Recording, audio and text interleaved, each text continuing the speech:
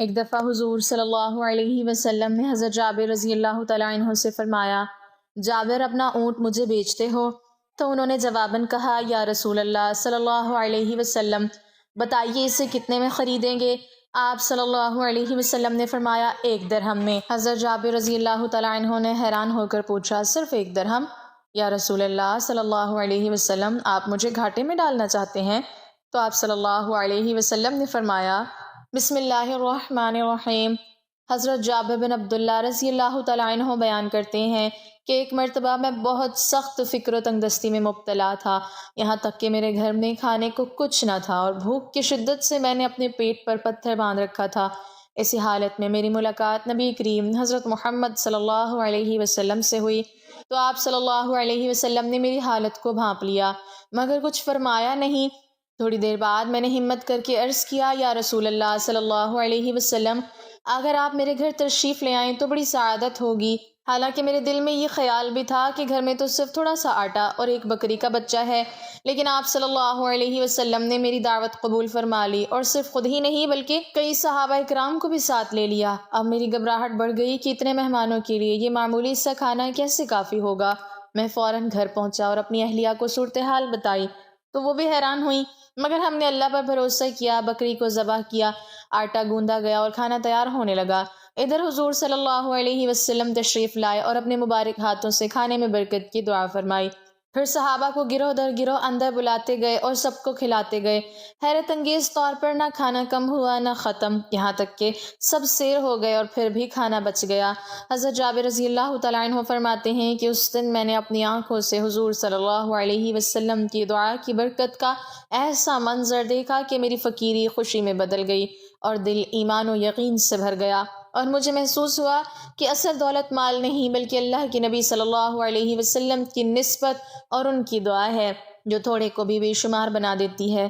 ایک مرتبہ ان کے والد حضرت عبداللہ بن عمر رضی اللہ تعالیٰ عنہ غزوہ احد میں شہید ہو گئے، جس کے بعد حضرت جابر رضی اللہ تعالیٰ عنہ شدید غم اور فکر میں مبتلا ہو گئے، کیونکہ ان کے والد پر کچھ قرض بھی تھا اور گھر کی ذمہ داریاں بھی ان کے کندھوں پر آ گئی تھیں۔ اسی حالت میں ایک دن ان کی ملاقات نبی کریم حضرت محمد صلی اللہ علیہ وسلم سے ہوئی، تو آپ صلی اللہ علیہ وسلم نے نہایت شفقت اور محبت کے ساتھ ان کے چہرے پر اداسی دیکھی تو فرمایا، اے جابر، کیا بات ہے؟ میں تمہیں غمگین دیکھ رہا ہوں۔ تو انہوں نے عرض کیا، یا رسول اللہ صلی اللہ علیہ وسلم، میرے والد شہید ہو گئے ہیں اور ان پر قرض بھی ہے۔ یہ سن کر حضور صلی اللہ علیہ وسلم نے نہ صرف ان کی دل جوئی فرمائی بلکہ ایک ایسا راز بتایا جس نے حضرت جابر رضی اللہ تعالیٰ عنہ کے دل کو سکون سے بھر دیا۔ آپ صلی اللہ علیہ وسلم نے فرمایا، کیا میں تمہیں خوشخبری نہ سناؤں؟ اللہ تعالیٰ نے تمہارے والد کو زندہ کیا اور ان سے براہ راست کلام فرمایا اور پوچھا، اے میرے بندے، کیا تم کوئی خواہش رکھتے ہو؟ تو انہوں نے عرض کیا، اے میرے رب، مجھے دوبارہ دنیا میں بھیج دے تاکہ میں تیری راہ میں دوبارہ شہید ہوں۔ اللہ تعالیٰ نے فرمایا کہ اب دنیا میں واپسی نہیں۔ پھر انہوں نے عرض کیا کہ میری طرف سے میرے بیٹوں کو یہ خبر پہنچا دی جائے۔ تو نبی کریم صلی اللہ علیہ وسلم نے فرمایا کہ اللہ نے ان کی یہ بات تم تک پہنچا دی ہے۔ یہ سن کر حضرت جابر رضی اللہ تعالیٰ عنہ کا دل خوشی اور فخر سے بھر گیا، ان کا غم کسی حد تک کم ہو گیا اور انہیں یقین ہو گیا کہ اللہ کے راستے میں قربانی کبھی ضائع نہیں جاتی، بلکہ وہ قربانی ایسے مقام تک پہنچاتی ہے جہاں بندہ براہ راست اپنے رب سے ہم کلام ہوتا ہے۔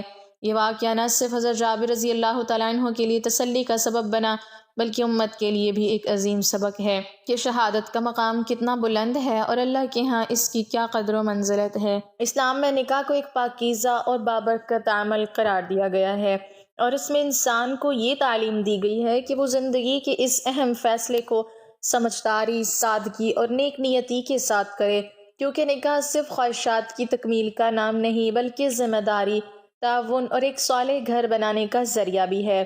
اسی لیے صحابہ اکرام رضی اللہ عنہم کی زندگیوں میں ہمیں ایسے بے شمار واقعات ملتے ہیں جو نکاح کے معاملے میں سادگی، دیانت اور نیک نیتی کی بہترین مثال پیش کرتے ہیں۔ انہی واقعات میں ایک نہایت خوبصورت واقعہ جلیل القدر صحابی حضرت عبد الرحمن بن عوف رضی اللہ تعالیٰ عنہ کا بھی ہے۔ جب وہ ہجرت کر کے مدینہ منورہ پہنچے تو ان کے پاس دنیاوی مال و دولت تقریباً کچھ بھی نہ تھا، مگر ان کے دل میں محنت، دیانت اور اللہ پر کامل بھروسہ موجود تھا۔ چنانچہ کچھ ہی عرصے بعد انہوں نے نکاح کرنے کا ارادہ کیا اور بڑی سادگی کے ساتھ ایک انصاری خاتون سے نکاح کر لیا۔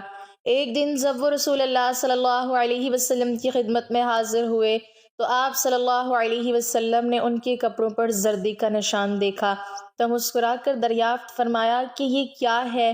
تو انہوں نے عرض کیا، یا رسول اللہ صلی اللہ علیہ وسلم، میں نے ایک عورت سے نکاح کر لیا ہے۔ اس پر حضرت محمد صلی اللہ علیہ وسلم نے دریافت فرمایا کہ تم نے اسے مہر میں کیا دیا ہے؟ تو انہوں نے عرض کیا کہ میں نے سونے کے ایک دانے کے برابر مہر دیا ہے۔ یہ سن کر رسول اللہ صلی اللہ علیہ وسلم نے خوشی کا اظہار فرمایا اور انہیں نصیحت کی کہ نکاح کی خوشی میں ولیمہ ضرور کرو، خواہ ایک بکری ہی کیوں نہ ذبح کرنی پڑے۔ اس واقعے سے ہمیں سبق ملتا ہے کہ اسلام میں نکاح کو مشکل یا بوجھل بنانے کے بجائے آسان اور سادہ رکھنے کی تعلیم دی گئی ہے۔ اصل چیز انسان کا کردار، اس کی محنت اور اس کی نیک نیتی ہے، نہ کہ مال و دولت کی نمائش یا دنیاوی دکھاوا۔ اور یہی وہ اصول ہے جو ہمیں صحابہ اکرام رضی اللہ عنہم کی زندگیوں سے سیکھنے کو ملتا ہے کہ نکاح ایک بابرکت عمل ہے جس میں سادگی، اخلاص اور ذمہ داری کو ہمیشہ مقدم رکھنا چاہیے۔ اسلام ہمیں نکاح کے معاملے میں صرف خواہشات کے پیچھے چلنے کی نہیں بلکہ سمجھداری اور ذمہ داری کے ساتھ فیصلہ کرنے کی تعلیم دیتا ہے، کیونکہ شادی انسان کی زندگی کا ایک ایسا مرحلہ ہے جو اس کے مستقبل، اس کے گھر اور اس کی نسلوں تک اثر انداز ہوتا ہے۔ اسی لیے قرآن اور سیرت میں ہمیں کئی ایسے واقعات ملتے ہیں جن سے یہ معلوم ہوتا ہے کہ نکاح کا اصل معیار صرف خوبصورتی یا عمر نہیں بلکہ کردار، دیانت اور سمجھداری ہے۔ اسی حوالے سے خوبصورت واقعہ ہمیں حضرت موسیٰ علیہ السلام کی زندگی سے بھی ملتا ہے۔ جب وہ مصر سے نکل کر مدین کے علاقے میں پہنچے تو وہاں ایک کنویں کے پاس انہوں نے دیکھا کہ بہت سے لوگ اپنے جانوروں کو پانی پلا رہے ہیں، جبکہ دو لڑکیاں ایک طرف کھڑی انتظار کر رہی ہیں۔ حضرت موسیٰ علیہ السلام نے ان سے پوچھا کہ تم کیوں کھڑی ہو؟ تو انہوں نے جواب دیا کہ جب تک یہ چرواہے ہٹ نہیں جاتے ہم پانی نہیں پلا سکتی، اور ہمارے والد بہت بوڑھے ہیں۔ یہ سن کر حضرت موسیٰ علیہ السلام نے بغیر کسی لالچ اور غرض کے ان کی مدد کی اور ان کے جانوروں کو پانی پلا دیا۔ جب وہ لڑکیاں اپنے گھر واپس گئیں تو انہوں نے اپنے والد کو اس نیک انسان کے بارے میں بتایا۔ ان لڑکیوں کے والد جو کہ ایک نیک اور بزرگ شخصیت تھے جنہیں اکثر مفسرین حضرت شعیب علیہ السلام سے منسوب کرتے ہیں، انہوں نے حضرت موسیٰ علیہ السلام کو بلایا اور ان کی دیانت اور کردار کو دیکھ کر ایک نہایت خوبصورت فیصلہ کیا۔ ان کی بیٹیوں میں سے ایک نے بھی اپنے والد سے کہا کہ اے ابا جان، اس شخص کو ملازم رکھ لیجئے، کیونکہ بہترین آدمی وہی ہوتا ہے جو طاقتور بھی ہو اور امانت دار بھی۔ چنانچہ اس بزرگ نے حضرت موسیٰ علیہ السلام کو یہ پیشکش کی کہ اگر تم 8 سال تک میرے ساتھ کام کرو تو میں اپنی بیٹیوں میں سے ایک کا نکاح تم سے کر دوں گا۔ حضرت موسیٰ علیہ السلام نے اس پیشکش کو قبول کیا اور یوں یہ نکاح طے پایا۔ اس واقعے سے ہمیں یہ سبق ملتا ہے کہ اسلام میں نکاح کا اصل معیار انسان کا کردار، اس کی دیانت اور اس کی ذمہ داری کا احساس ہے، نہ کہ صرف مال و دولت یا ظاہری شان و شوکت۔ اور یہی وجہ ہے کہ نیک لوگ ہمیشہ ایسے رشتوں کو ترجیح دیتے ہیں جن میں دین داری، امانت اور اچھا اخلاق موجود ہو۔ اسی طرح ہمیں سیرت نبوی میں بھی ایسے واقعات ملتے ہیں جہاں نکاح کے فیصلے صرف ظاہری معیار پر نہیں بلکہ حکمت اور حالات کو دیکھ کر کیے گئے۔ اور انہی واقعات میں ایک نہایت سبق آموز واقعہ حضرت جابر بن عبداللہ رضی اللہ تعالیٰ عنہ کا بھی ہے، جس میں ہمیں نکاح کے انتخاب کے بارے میں ایک بہت گہری حکمت ملتی ہے۔ حضرت جابر بن عبداللہ رضی اللہ تعالیٰ عنہ کا شمار جلیل القدر صحابہ میں ہوتا ہے۔ غزوہ احد میں ان کے والد 9 بیٹیاں چھوڑ کر شہید ہو گئے، جن کا حضرت جابر رضی اللہ تعالیٰ عنہ کے سوا کوئی کفیل نہیں تھا۔ والد عبداللہ کے ذمہ بہت سا قرض بھی تھا جو اب ان کے نوجوان بیٹے حضرت جابر رضی اللہ تعالیٰ عنہ کو ادا کرنا تھا۔ حضرت جابر رضی اللہ تعالیٰ عنہ ہمیشہ قرض کی ادائیگی اور بہنوں کی پرورش کے بارے میں پریشان اور فکر مند رہتے تھے۔ مسلمان رحمت عالم صلی اللہ علیہ وسلم کی معیت میں غزوہ ذات الرقاع کے لیے روانہ ہوئے۔ حضرت جابر رضی اللہ تعالیٰ عنہ بھی ان کے ہمراہ تھے۔ وہ غربت کے مارے ایک انتہائی لاغر اونٹ پر سوار تھے جو چلنے سے انکاری تھا۔ سب لوگ ان سے آگے نکل گئے اور وہ قافلے کے آخر میں رہ گئے۔ رسول اللہ صلی اللہ علیہ وسلم کا دستور تھا کہ آپ ہمیشہ قافلے کے پیچھے پیچھے آیا کرتے تھے۔ آپ صلی اللہ علیہ وسلم کو حضرت جابر کا رینگتا اونٹ نظر آیا تو ان کے قریب گئے اور دریافت فرمایا، جابر کیا بات ہے؟ حضرت جابر رضی اللہ تعالیٰ عنہ نے قدر افسوس سے جواب دیا، یا رسول اللہ صلی اللہ علیہ وسلم، میرا اونٹ پیچھے رہ گیا ہے۔ رحمت دو عالم صلی اللہ علیہ وسلم نے فرمایا، اچھا ذرا اسے بٹھا دو۔ انہوں نے اونٹ اٹھا دیا۔ نبی کریم صلی اللہ علیہ وسلم نے ابھی اپنی اونٹنی اس کے قریب بٹھا دی۔ آپ صلی اللہ علیہ وسلم نے حضرت جابر رضی اللہ تعالیٰ عنہ سے مخاطب ہو کر فرمایا، ذرا اپنی لاٹھی دینا۔ انہوں نے لاٹھی پکڑا دی۔ آپ نے لاٹھی سے اونٹ کو چند ہلکی ضربیں لگائیں۔ اونٹ جو ابھی تھوڑی دیر پہلے چلنے سے آ رہی تھا اچھل کر کھڑا ہوا اور بھاگنے لگا۔ اس کے انگ انگ میں چستی کی لہر دوڑ گئی۔ حضرت جابر رضی اللہ تعالیٰ عنہ بھاگ کر اس کی گردن سے لٹ کے اور سوار ہو گئے۔ اب وہ رحمت عالم صلی اللہ علیہ وسلم کے ساتھ ساتھ چلنے لگے اور خوشی سے پھولے نہیں سماتے تھے کہ ان کا کمزور اور بے فائدہ اونٹ پہلے کی طرح تیز رفتار ہو گیا ہے۔ حضور اقدس صلی اللہ علیہ وسلم حضرت جابر رضی اللہ تعالیٰ عنہ کی طرف متوجہ ہوئے اور چاہا کہ کوئی بات چھیڑیں۔ حضرت جابر رضی اللہ تعالیٰ عنہ عنفوان شباب میں تھے اور جوانی کے تفکرات عموماً شادی اور معاش کے گرد گھومتے ہیں، تو آپ صلی اللہ علیہ وسلم نے یہیں سے گفتگو کا آغاز کیا اور پوچھا، جابر شادی کر لی ہے؟ حضرت جابر رضی اللہ تعالیٰ عنہ نے مسکراتے ہوئے جواب دیا، ہاں جی۔ آپ صلی اللہ علیہ وسلم نے دریافت فرمایا، کنواری ہے یا شادی شدہ؟ جواب ملا، شادی شدہ۔